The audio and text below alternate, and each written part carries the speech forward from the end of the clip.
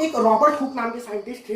Robert Hooke 1665 की बात है, मतलब आज से लगभग कह सकते हैं कि 350-400 साल पहले की बात है। तो तब क्या हुआ था, रॉबर्ट हुक जा रहे थे और उन्होंने एक ओक की ट्री को देखा। ओक का ट्री होता है उसको देखा और उसके अंदर जो छाल होता है प्लांट का, छाल मतलब बार्क, जो बार्क होता है ब्राउन कलर का, उसको काटा और उसको अपने हाथ से एक माइक्रोस्कोप बनाया। माइक्रोस्कोप के अंदर उन्होंने डाला और उन्होंने देखा। उन्होंने जब देखा ना तो उन्हें ऐसा बहुत सारा ऐसा स्ट्रक्चर दिखा, बहुत सारे कंपार्टमेंट दिखे। देखिए अलग अलग कंपार्टमेंट है। इन्होंने ऐसा किसके अंदर देखा, माइक्रोस्कोप के अंदर देखा। और माइक्रोस्कोप में इन्होंने इसको नाम दिया क्या, इसको इन्होंने, इनके मुंह से निकला सेलुला।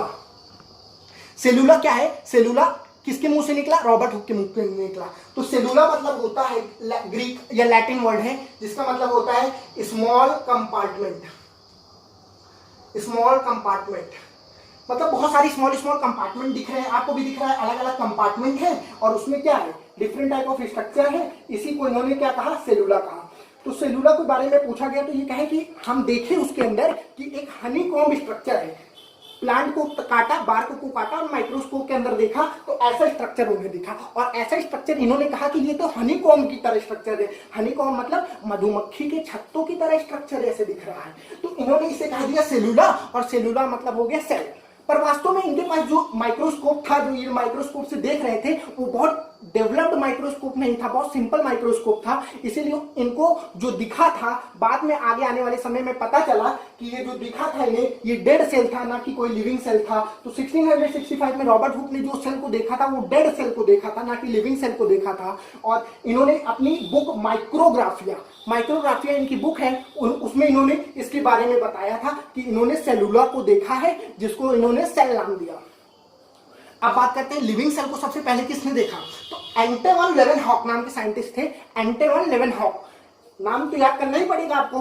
तो एंटवन लेवेनहॉक जो थे वो साइंटिस्ट थे, उन्होंने पहली बार क्या देखा, लिविंग सेल को देखा। लिविंग सेल जो जिंदा सेल है उसको सबसे पहले किसने देखा, एंटवन लेवेनहॉक। पर रॉबर्ट हुक ने भी सेल को देखा, पर उन्होंने जो सेल को देखा था वो डेड सेल था, जो कि वास्तव में सेल नहीं था। आगे आने वाले क्लास में हम देखेंगे कि वो रियल में था क्या चीज, आगे देखते हैं। तो अब सेल का सेंटर पार्ट हम बताएं कि न्यूक्लियस होता है। न्यूक्लियस जो कि सेल के ऑर्गेनल्स को कंट्रोल करता है। तो सेल का जो सेंटर पार्ट है न्यूक्लियस है और सबसे इंपॉर्टेंट पार्ट है सेल का। तो सेल के न्यूक्लियस की डिस्कवरी रॉबर्ट ब्राउन ने की थी। रॉबर्ट ब्राउन नाम याद करना पड़ेगा। रॉबर्ट हुक सेल को सबसे पहले देखा था, लिविंग सेल को देखे थे एंटवन लेवेनहॉक ने, और सेल के जो सेंटर पार्ट है, जो उसे न्यूक्लियस कहते हैं, उसको सबसे पहले रॉबर्ट ब्राउन ने देखा। सब जगह सेल सेल सेल हो रहा था, सेल सेल सेल पूरे साइंटिस्ट दुनिया में हो रही थी, बायोलॉजी की दुनिया में हो रही थी कि सेल क्या है। सब लोगों ने पूछा कि सेल ये ऐसा चीज है, तो सेल बताइए सेल कहाँ से आया है, और सेल के बारे में थोड़ा और ब्रीफिंग दीजिए। दो दोस्त थे, एक का नाम था स्लीडन, एक का नाम था स्वान। स्लीडन और स्वान दो दोस्त थे जिन्होंने एक सेल थ्योरी को प्रपोज किया, मतलब सेल के लिए एक सिद्धांत को प्रपोज किया जिसे सेल थ्योरी कहते हैं।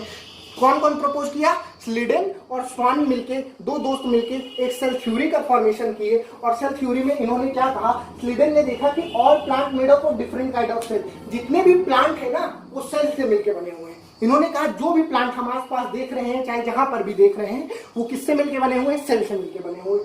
इसी तरह इनके दोस्त जो थे स्वान, वो एनिमल के सेल के ऊपर देखते हैं, एनिमल सेल के ऊपर स्टडी करते हैं। और इन्होंने कहा कि जो एनिमल सेल है, जो उसका आउटर मोस्ट मेम्ब्रेन है, आउटर मोस्ट मेम्ब्रेन जो है उसे हम प्लाज्मा मेम्ब्रेन कहते हैं। प्लाज्मा मेम्ब्रेन या सेल मेम्ब्रेन हम बता चुके हैं, सेल के लिए तीन चीज इंपॉर्टेंट एसेंशियल है, फंडामेंटल है, उसका नाम है प्लाज्मा मेम्ब्रेन, साइटोप्लाज्म और न्यूक्लियस। तो इन्होंने स्वान ने सबसे पहले देखा एनिमल सेल में प्लाज्मा मेम्ब्रेन को, और इन्होंने बताया कि एनिमल का जो आउटर मोस्ट लेयर है उसे हम प्लाज्मा मेम्ब्रेन कहते हैं। ये स्वान अभी रुके नहीं, स्वान और स्टडी की है, और स्वान ने बताया कि प्लांट सेल में जो होता है, presence of cell wall is the unique character of plant cell. मतलब प्लांट सेल में सेल वॉल होता है, जैसे एनिमल सेल में सिर्फ सेल मेम्ब्रेन होता है जिसे हम प्लाज्मा मेम्ब्रेन कहते हैं, प्लांट सेल में इसके ऊपर भी एक लेयर होती है। प्लांट सेल में सेल मेम्ब्रेन तो पाई जाती है, प्लाज्मा मेम्ब्रेन तो प्रेजेंट होता ही है, पर इसके ऊपर जो प्लांट सेल में एक लेयर और पाई जाती है उसे सेल वॉल कहते हैं। और सेल वॉल जो होता है वो एनिमल में प्रेजेंट नहीं होता, एनिमल में एब्सेंट होता है। सेल वॉल एब्सेंट होता है और प्रेजेंट होता है क्यों, ये आगे आने वाले लेक्चर्स में हम लोग देखेंगे, डील करेंगे जब हम लोग सेल वॉल पढ़ेंगे। अभी हम लोग देख रहे हैं क्या, प्लांट में सेल वॉल पाया जा रहा है और एनिमल में नहीं पाया जा रहा है। तो इन्होंने कहा कि जो सेल वॉल है वो एक स्पेशल फीचर है किसका, प्लांट का, क्योंकि एनिमल में नहीं पाया जा रहा है। अब आगे बात करते हैं थोड़ा सा।